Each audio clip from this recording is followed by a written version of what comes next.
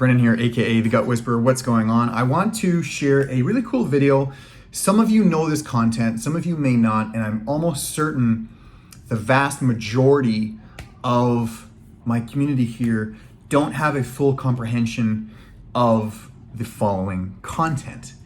So I'm going to share with you. I'm currently writing my final thesis.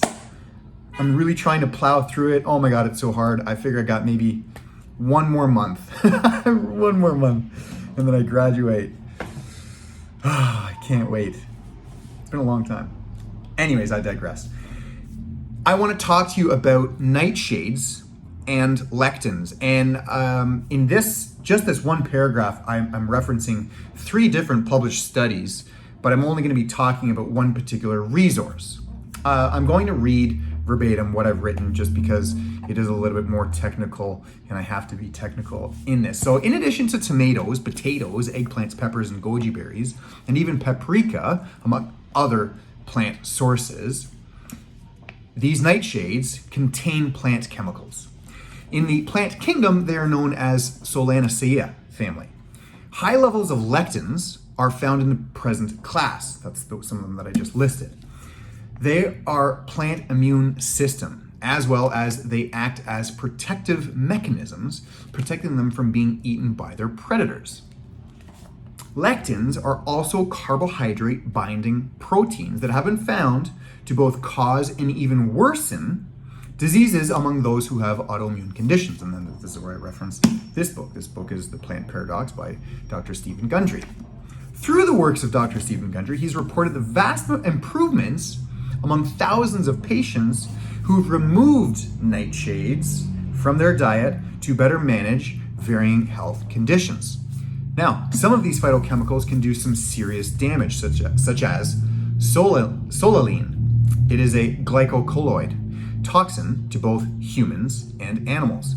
When looking at leaky gut and irritable bowel syndrome, for example, as well as any form of chronic disease, it is now understood the initial end causation of such conditions are directly linked to the disruption of the epithelial barrier integrity. So that's the gut lining, right? I'm always doing like this. I'm always talking about the cells that line the gut.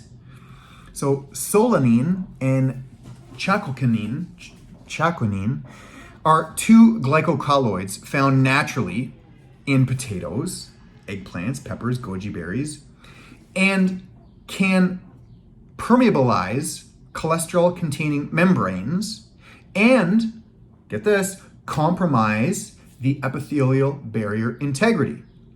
Interestingly enough, glycocolloids are concentrated when potatoes are fried.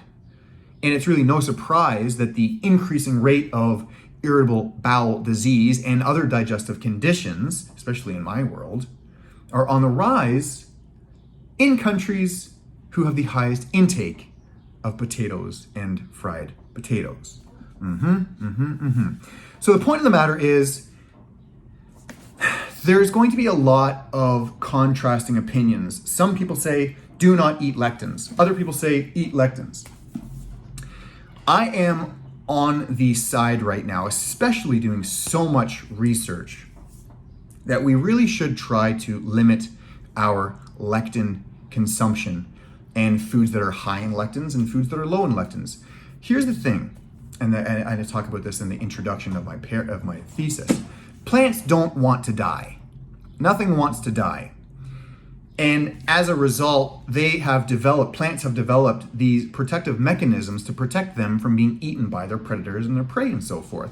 Here's one example. When grass is being cut, it actually omits a chemical to prevent them from being eaten. So like a lot of times caterpillars will eat grass or leaves or whatnot. These plants will release these chemical compounds, and actually like wasps and hornets will come to start eating the caterpillars. That's just one. So when humans continuously consume these high lectin plants and vegetables and fruits, it cascades into an ongoing immune response.